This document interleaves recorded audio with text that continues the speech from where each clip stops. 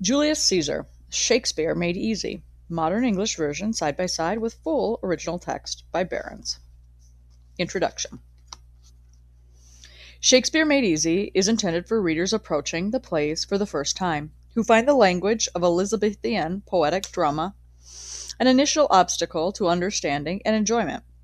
In the past, the only answer to the problem has been to grapple with the difficulties with the aid of explanatory footnote, often missing when they were most needed, and a stern teacher. Generations of students have complained that Shakespeare was ruined for me at school. Usually, a fuller appreciation of Shakespeare's plays comes to late in later life. Often the desire to read Shakespeare for pleasure and enrichment follows from a visit to the theater, where excellence of acting and the production can bring to life qualities which sometimes lie dormant on the printed page. Shakespeare Made Easy can never be a substitute for the original plays. It cannot possibly convey the full meaning of Shakespeare's poetic expression, which is untranslatable. Shakespeare Made Easy concentrates on the dramatic aspect, enabling the novice to become familiar with the plot and characters and to experience one facet of Shakespeare's genius. To know and understand the central issues of each play is a sound starting point for further exploration and development. Discretion can be used in choosing the best method to employ. One way is to read the original Shakespeare first, in ignoring the modern version or using it only when interest or understanding flags. Another way is to read the translation first to establish confidence and familiarity with plot and characters. Either way, cross-reference can be illuminating. The modern text can explain what is being said if Shakespeare's language is particularly complex or his expression antiquated. The Shakespeare text will show the reader of the modern paraphrase how much more can be expressed in poetry than in prose. The use of Shakespeare Made Easy means that the newcomer need never be overcome by textual difficulties. From first to last, a measure of understanding is at hand. The key is provided for what has been locked door to many students in the past. And as understanding grows, so an awareness develops of the potential of language as a vehicle for philosophic and moral expression, beauty, and the abidingly memorable. Even professional Shakespearean scholars can never hope to arrive at a complete understanding of the plays. Each critic, researcher, actor, or producer merely adds a little to the work that has already been done, or makes fresh interpretations of the text for new generations. For everyone, Shakespearean appreciation is a journey. Shakespeare Made Easy is intended to help with the first steps. William Shakespeare. His life. William Shakespeare was born in Stratford-on-Avon, Warwickshire, on April 23, 1564, the son of a prosperous wool and leather merchant. Very little is known of his early life. From parish records, we know that he married Anne Hathaway in 1582, when he was 18 and she was 26. They had 3 children, the eldest of whom died in childhood. Between his marriage and the next thing we know about him, there is a gap of 10 years. Probably he became a member of the traveling company of actors. By 1592 he had settled in London and had earned a reputation as an actor and a playwright. Theatres were then in their infancy. The first, called the Theatre, was built in 1576. 2 more followed as the taste for theatre grew. The Curtain in 1577 and the Rose in 1587. The demand for new plays naturally increased. Shakespeare probably earned a living adapting old plays and working in collaboration with others on new ones. Today we would call him a freelance, since he was not permanently attached to one theatre. In 1594, a new company of actors, the Lord Chamberlain's Men, was formed, and Shakespeare was one of the shareholders. He remained a member throughout his working life. The company regrouped in 1603 and was renamed the King's Men with James I as its patron. Shakespeare and his fellow actors prospered. In 1598 they built their own theatre, the Globe, which broke away from the traditional rectangular shape of the inn and its yard, the early home of traveling bands of actors. Shakespeare described it in Henry V as the wooden O, because it was circular. Many other theaters were built by investors eager to profit from the new enthusiasm for drama. The Hope, the Fortune, the Red Bull, and the Swan were all open-air public theaters. There were also many private indoor theaters, one of which, the Blackfriars, was purchased by Shakespeare and his friends because the child actors who performed there were dangerous competitors. Shakespeare denounces them in Hamlet. After writing some 37 plays, the exact number is something which scholars argue about, Shakespeare retired to his native Stratford, wealthy and respected. He died on his birthday in 1616. His plays. Shakespeare's plays were not all published in his lifetime. None of them comes to us exactly as he wrote it. In Elizabethan times, plays were not regarded as either literature or good reading matter. They were written at speed, often by more than one writer, performed perhaps 10 or 12 times and then discarded. 14 of Shakespeare's plays were first printed in quarto, 17 centimeter by 21 centimeter volumes, not all with his name as the author. Some were authorized, the good quartos, and probably were printed from prompt copies provided by the theater. Others were pirated, the bad quartos, by booksellers who may have employed shorthand writers or bought actors' copies after the run of the play had ended. In 1623, 7 years after Shakespeare's death, John Hemming and Henry Condell, fellow actors and shareholders in The King's Men, published a collected edition of Shakespeare's works, 36 plays in all, in a folio, 21 centimeters by 34 centimeter edition. From their introduction, it would seem that they used Shakespeare's original manuscripts. We have scarce received from him a blot in his papers. But the folio volumes that still survive are not all exactly alike, nor are the plays printed as we know them today, with act and scene divisions and stage directions. A modern edition of a Shakespeare play is the result of a great deal of scholarly research and editorial skill over several centuries. The aim is always to publish a text based on the good and bad quartos and the folio editions, that most closely resembles what Shakespeare intended. Misprints have added to the problems, so some words and lines are pure guesswork. This explains why some versions of Shakespeare's plays differ from others. His theatre. The first playhouse built as such in Elizabethan London, constructed in 1576, was the theatre. Its co-founders were John Barron, an investor, and James Burbage, a carpenter turned actor. Like the 6 or 7 public or outdoor theaters which followed it over the next 30 years, it was situated outside the city to avoid conflict with the authorities. They disapproved of players and playgoing, partly on moral and political grounds, and partly because of the danger of spreading the plague. There were 2 major epidemics during Shakespeare's lifetime, and on each occasion the theaters were closed for lengthy periods. The theater was a financial success, and Shakespeare's company performed there until 1598, when a dispute over the lease of the land forced Burbage to take down the building. It was recreated in Southwark as the Globe, with Shakespeare and several of his fellow actors as the principal shareholders. By modern standards, the Globe was small. Externally, the octagonal building measured less than 30 meters across, but in spite of this, it could accommodate an audience of between 2,000 and 3,000 people. The largest of the 3 theaters at the National Theatre Complex in London today seats 1160. Performances were advertised by means of playbills posted around the city, and they took place during the hours of daylight when the weather was suitable.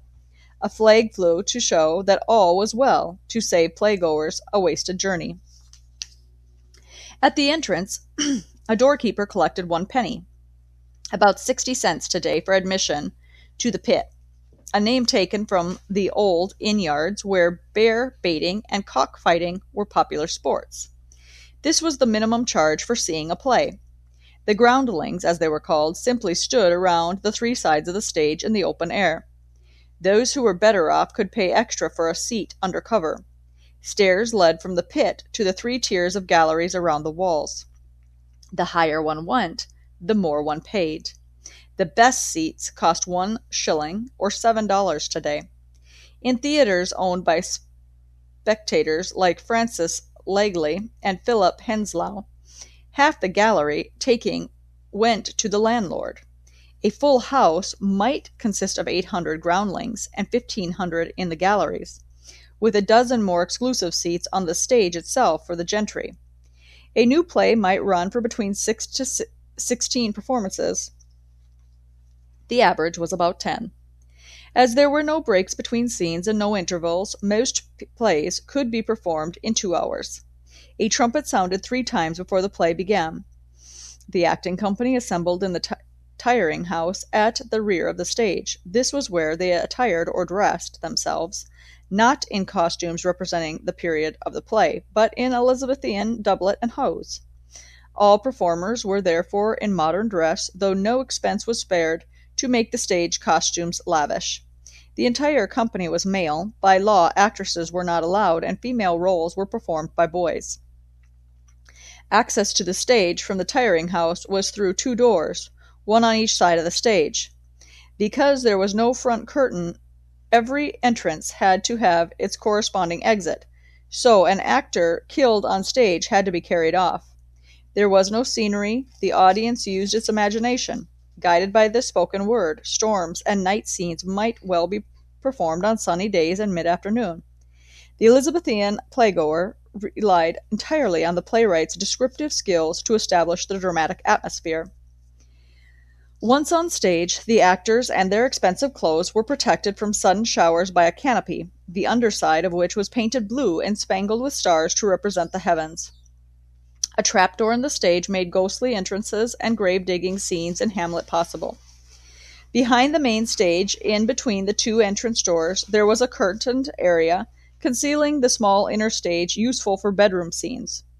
Above this was a balcony, which served for castle walls, as in Henry V, or a domestic balcony, as in the famous scene in Romeo and Juliet.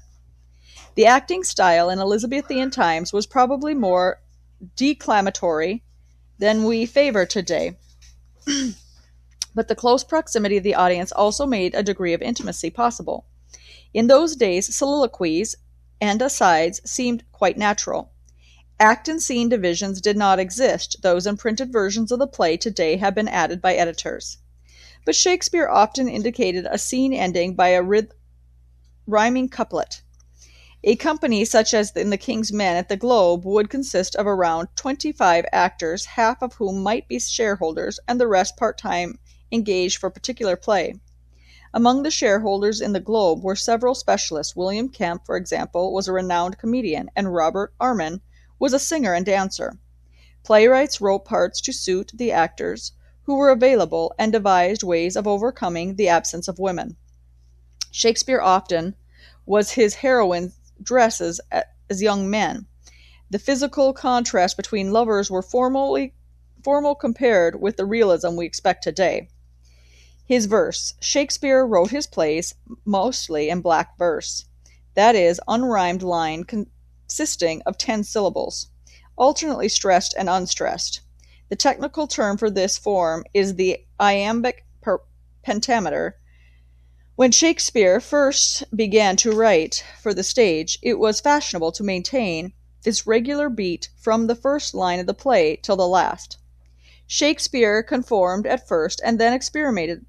Some of his early plays contained those scenes and rhyming couplets. In Romeo and Juliet, for example, there's extensive use of rhyme, and as if to show his versatility, Shakespeare even inserts a sonnet into the dialogue. But as he matured, he sought greater freedom of expression than rhyme allowed. Rhyme is still used to indicate a scene ending, or to stress lines which he uses the audience to remember. Generally, though, Shakespeare moved toward the rhymes of everyday speech.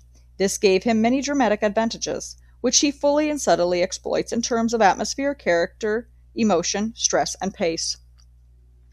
It is Shakespeare's poetic imagery, however, that most distinguishes his verse from that of lesser playwrights.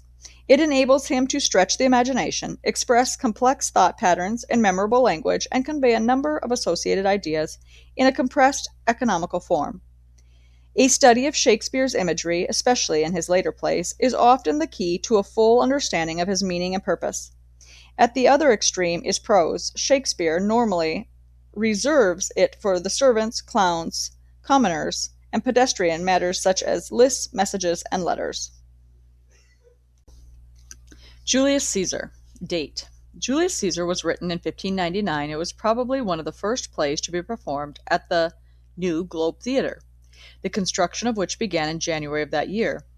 The play was not published until 1623, when it appeared in the folio edition, complete with act but not scene divisions. Source: Shakespeare found the material for his plot in Sir Thomas North's translation of Plutarch's Lives of the Noble Grecians and Romans, which was first published in English in 1579 and reprinted in 1595.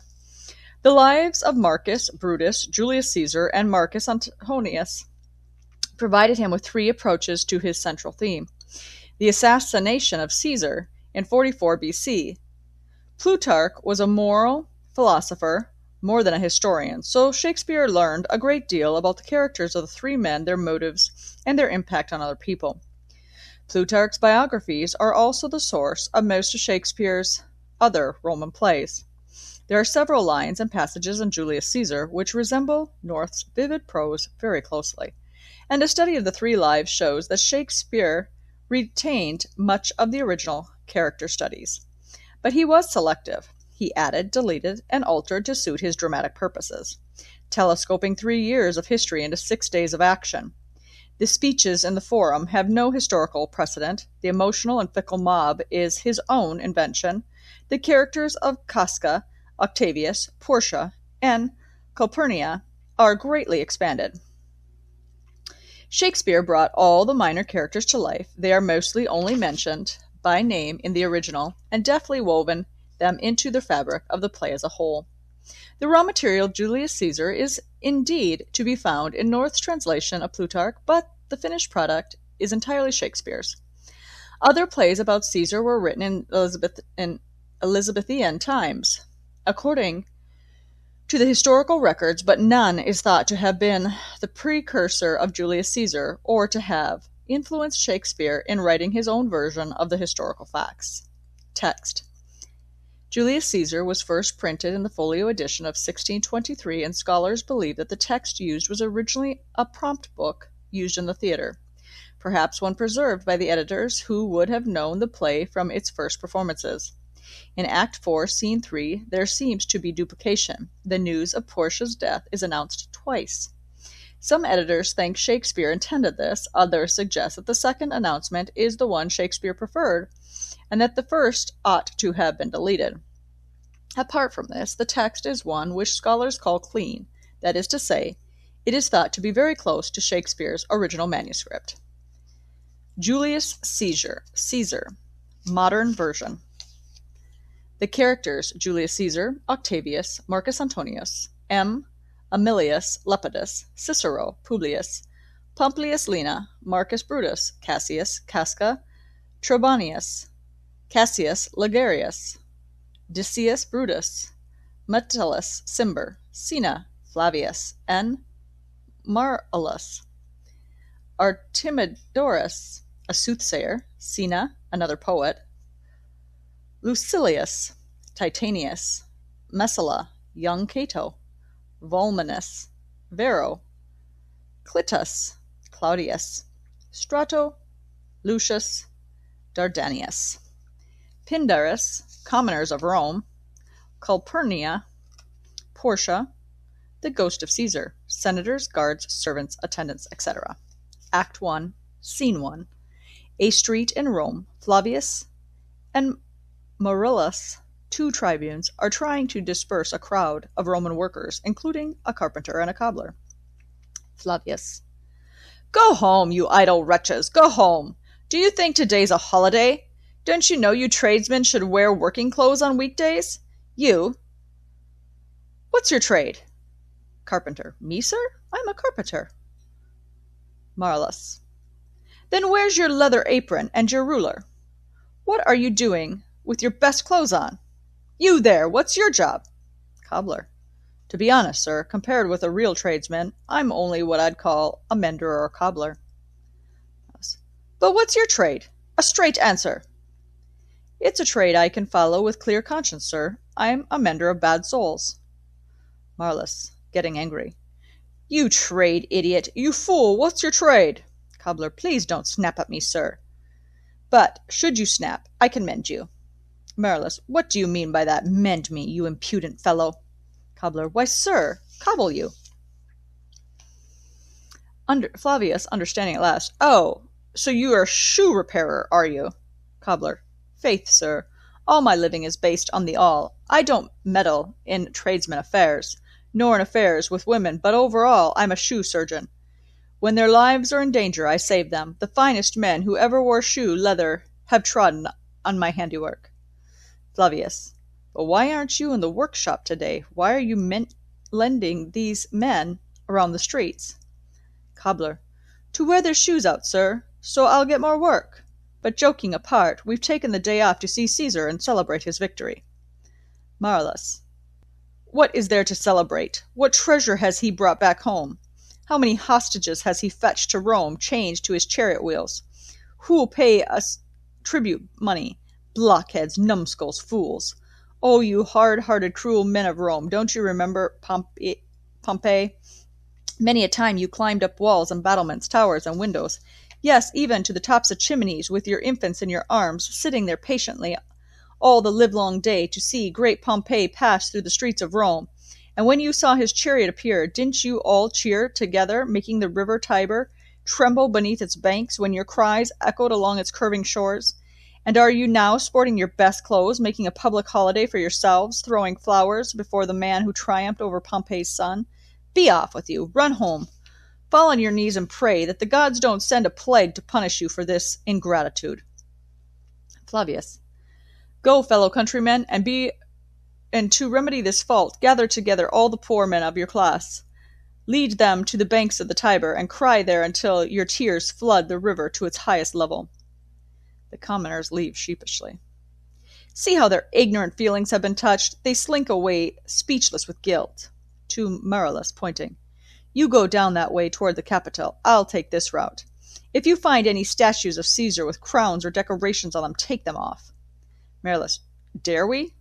You know it's the feast of Lupercal. Flavius, who cares? No statue shall have Caesar's decorations on them. I'll go around ordering the common people off the streets. Do the same yourselves, wherever you see them congregating. If we pull Caesar down a peg or two now, we'll maybe keep his feet on the ground. Left unchecked, he'll get above himself. We'll lose our freedom and live in fear. They leave. Scene 2. Rome, a public square crowded with Roman citizens celebrating the feast of Lupercalia. Caesar enters ceremoniously, followed by his wife, Calpurnia, Antony, Brutus, and his wife, Portia, and prominent Romans, Decius, Cicero, Casca, Cassius, and others. Marillus and Flavius stand by observing. Caesar, Calpurnia! Casca, silence! Caesar speaks! Caesar, Calpurnia! Calpurnia, I'm here, my lord. Caesar, stand directly in the way of Antony when he runs in the Lupercal race. Antony. Antony, Caesar, my lord. Caesar, in your haste, Antony, don't forget to touch Calpurnia.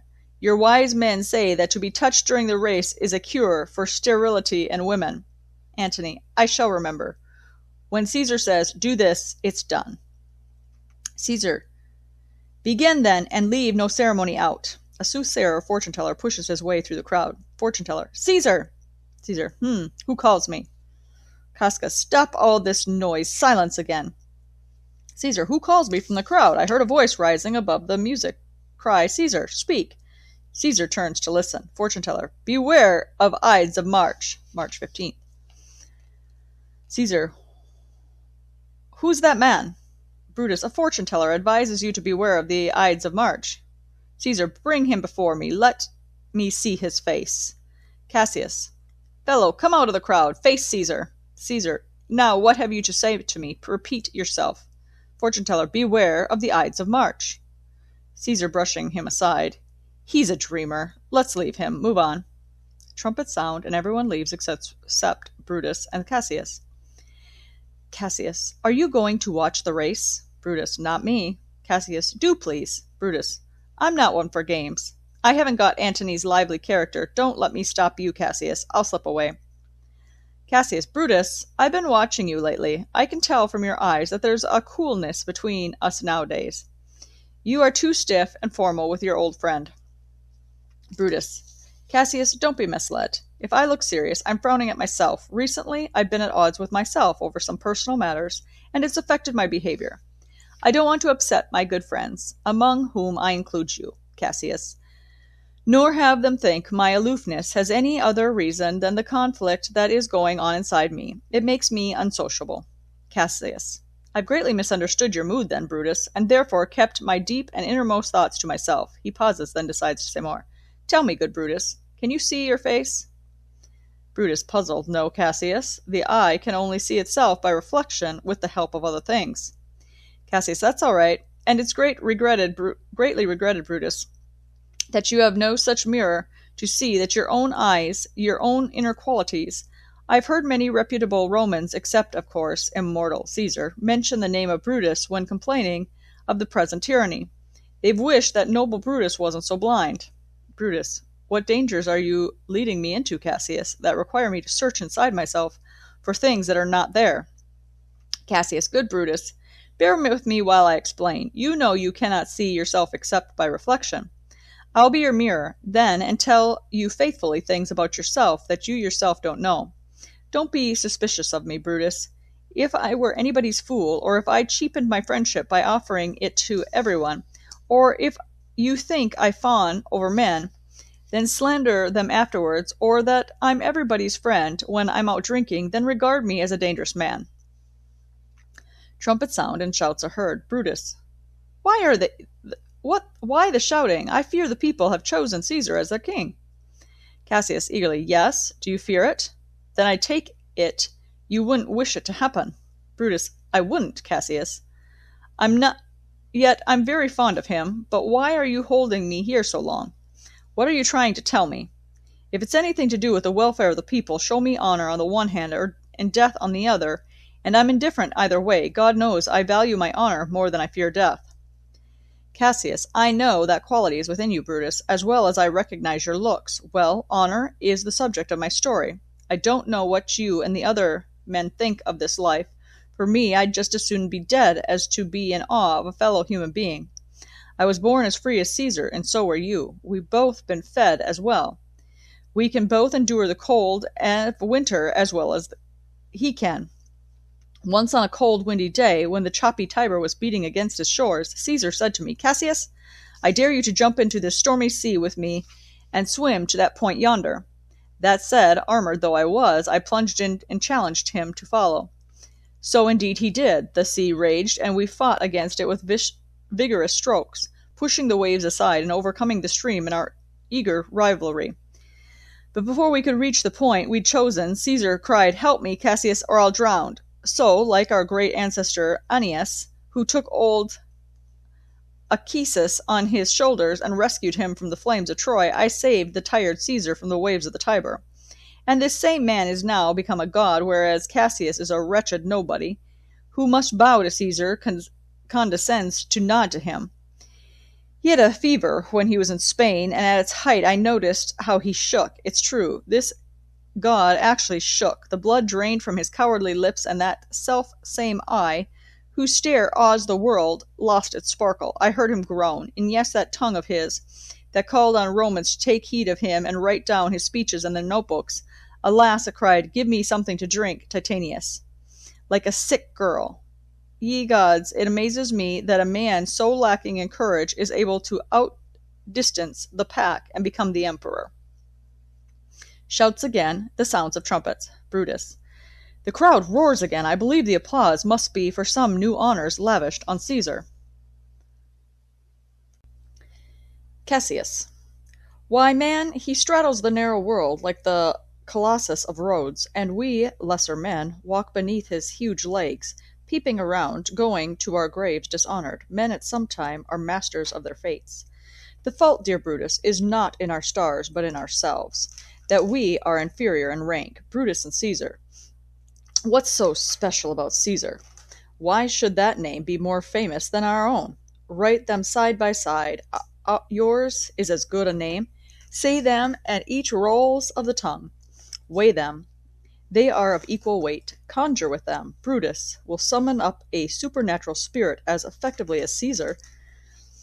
In the name of all the gods combined, what special meat does Caesar eat to make him grow so great? It's a disgrace to our times. Rome, you aren't making men of metal any more. When was there a time since the great flood that a generous production only once famous man, whenever could it be said of Rome till now that her wide walls encircled one man only? Rome is rightly named, and room enough, when there's only one Rome man in it.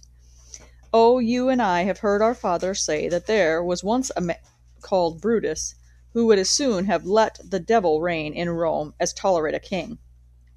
Brutus. I do not doubt your high regard for me. I think I know what you would have me do. Some other time I'll tell you how I've thought about this and the political situation generally. But for now, if I can ask you as a friend, I'd prefer not to be persuaded any further. What you have said I'll consider. What you'll say later I'll listen to carefully and fix a suitable time for discussing such important matters. Meanwhile, my noble friend, turn this over in your mind. Brutus would rather be a peasant than a Roman citizen under the present oppressive regime. Cassius, I'm glad that my little speech has sparked off such a show of spirit in you, Brutus. Caesar enters, followed by his attendants. Brutus, the games have ended, and Caesar is returning. Cassius, as they pass by, pull Casca by the sleeve. In his sour way, he'll tell you what notable things have happened today. Brutus, I'll do that, but notice, Cassius, that Caesar's brow is flushed with anger, and that all the others look embarrassed. Calpurnia's cheek is pale, and Cicero was the bloodshot look about his eyes he gets when senators argue with him in the Capitol. Cassius, Casca will tell us what has happened. Caesar, sharply, Antony! Antony, quick to respond, Caesar? Caesar, I want fat men around me, with smooth-combed hair, who sleep soundly at night. That Cassius has a lean and hungry look. He thinks too much. Such men are dangerous. Antony, have no fear of him, Caesar. He's not dangerous. He's a noble Roman and no troublemaker. Caesar, I wish he were fatter. But I'm not afraid of him. Yet, if I were given to fear, there's no man I would be more avoid than that skinny Cassius. He reads too much. He's very perceptive and good at analyzing motives. He's no playgoer, as you are, Antony.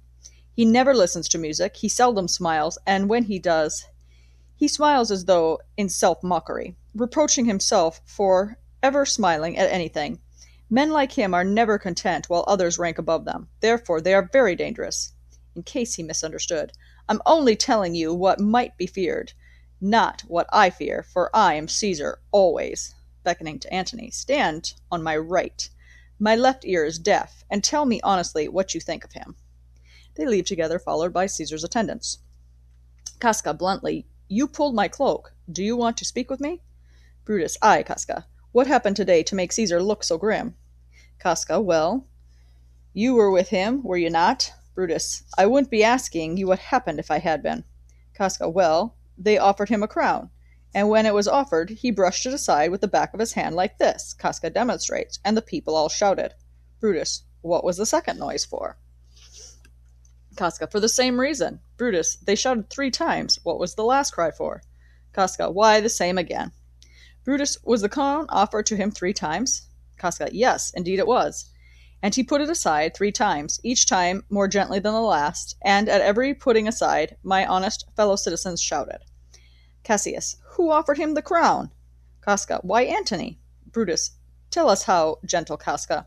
Casca, blunt as ever, I'm hanged if I can describe it properly.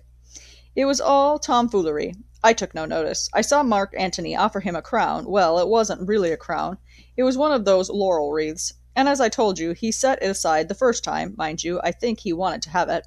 Then Antony offered it to him again. He pushed it aside again.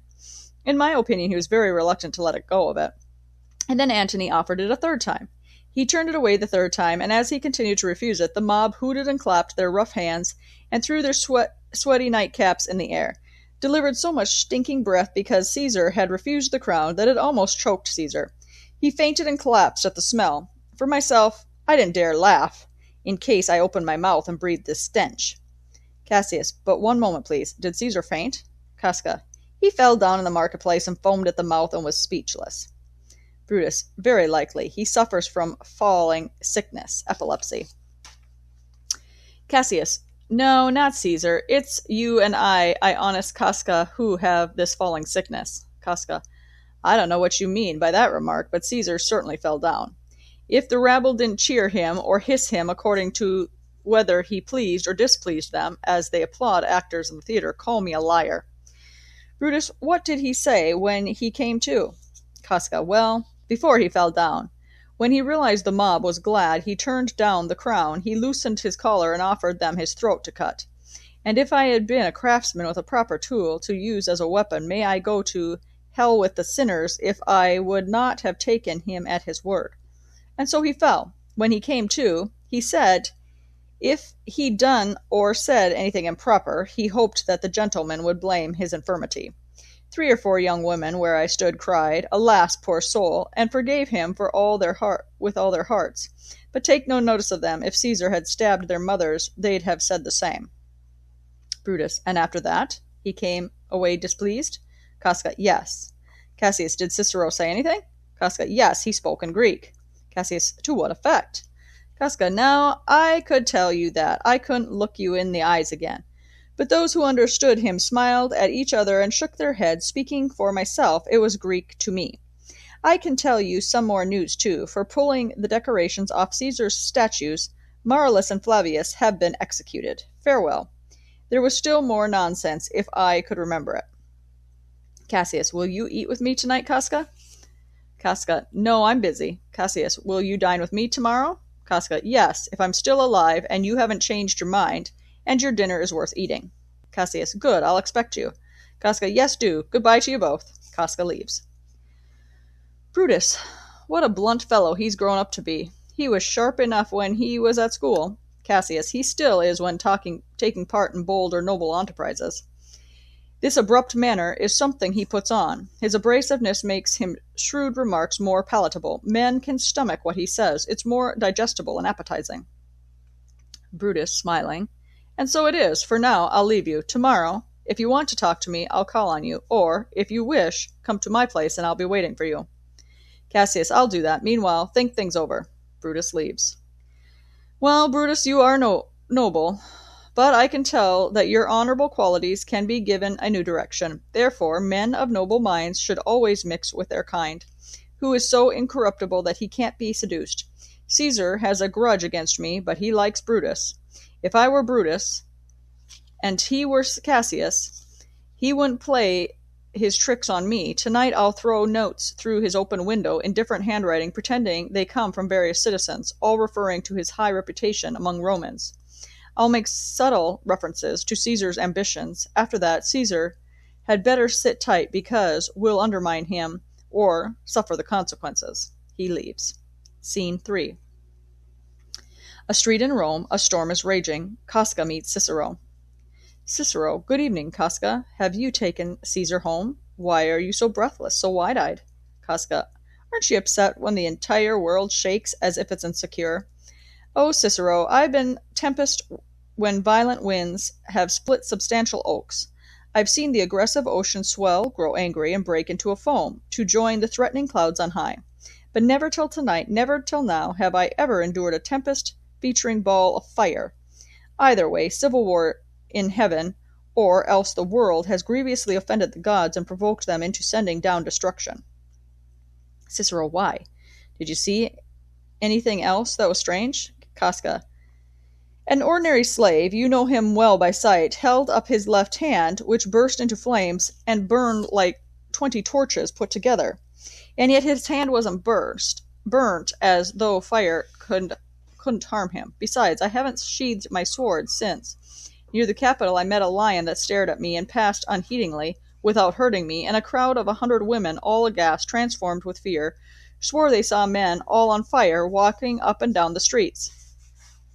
And yesterday a night bird, an owl, sat at the noon in the marketplace, hooting and shrieking.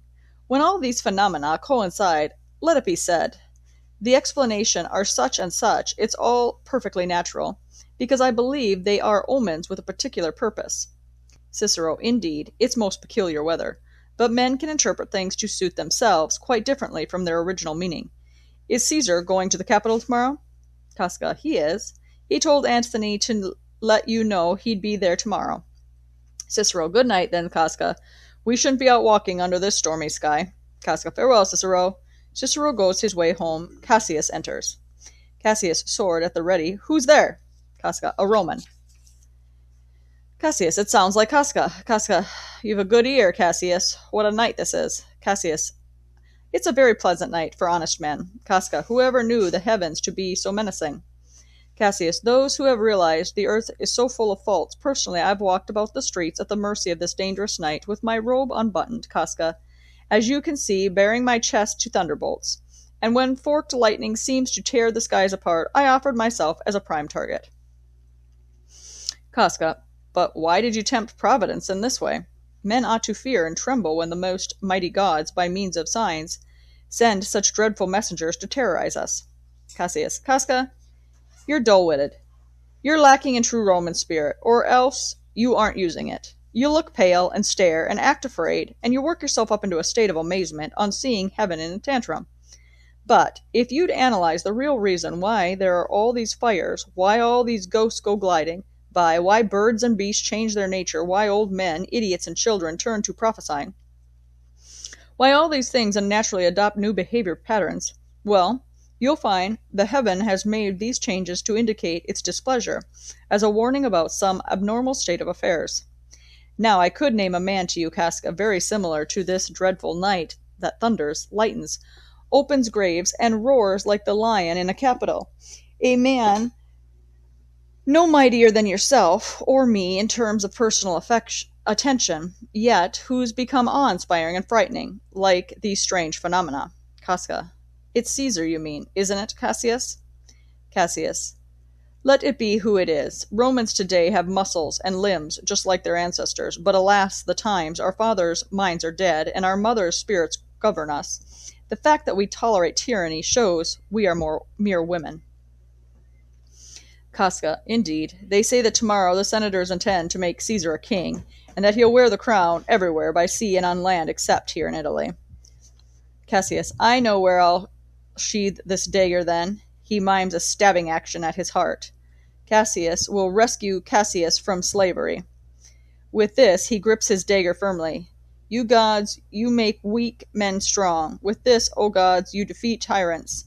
Not even towers of stone, nor brass-lined walls, nor airless dungeons, nor iron chains can imprison the determined spirit, because life, when it tires of these worldly bonds, never lacks the power to end itself.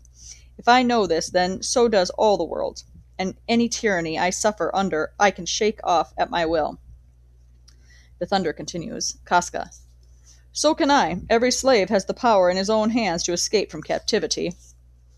Cassius, so why should Caesar be a tyrant? Poor man. He's only a wolf because he sees that Romans are like sheep. He'd be no lion if Romans were not deer. To make a big fire quickly, start with feeble straw. What trash is Rome, what rubbish, what garbage, when its only purpose is to provide the kindling to illuminate so worthless an object as Caesar. But oh grief, he pretends he may have said too much. Where have you led me? Perhaps I'm saying this to a willing slave. In that case, I know I'll have to answer for my words, but I'm prepared for that. I scorn danger. Casca warmly, you are speaking to Casca, a man who's no sneering tattletale. Here's my hand, he offers it to shake. Start a movement to put right all these wrongs, and I'll go as far as anybody. Cassius shaking Casca's outstretched hand. That settles it. Now, Casca, I can tell you that I've already enlisted several of the noblest minded Romans to undertake with me a venture involving danger. But in an honorable cause, I know they're waiting for me outside Pompey's theater on the porch. This being such a fearful night, the streets are empty, and the sky looks just like the work we have to do, very bloody, fiery, and most terrible. Cinna enters. Casca, stand out of sight a moment. Here's someone in a hurry. Casca, it's Cinna. I can tell by his walk. He's a friend. To Cinna. Cinna, what's the rush? Cinna. To find you, peering in the dark. Who's that? Metellus Cimber? Cassius. No, it's Casca, who's joined our party. Are you waiting for me, Cinna? Sina, taking Casca's hand, glad to hear it. To both men.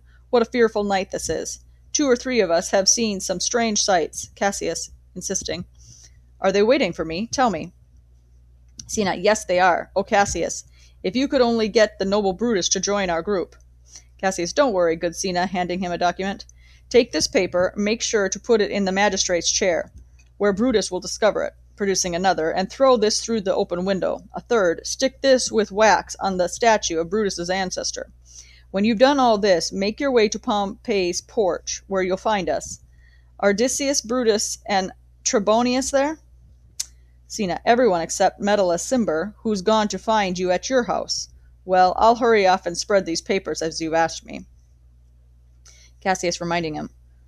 When you've done that, go to Pompey's theater. Sina goes. Come on, Casca. You and I will visit Brutus at his house before dawn. We've won over 3 parts of him already. We'll have him entirely on our side after we've spoken to him again.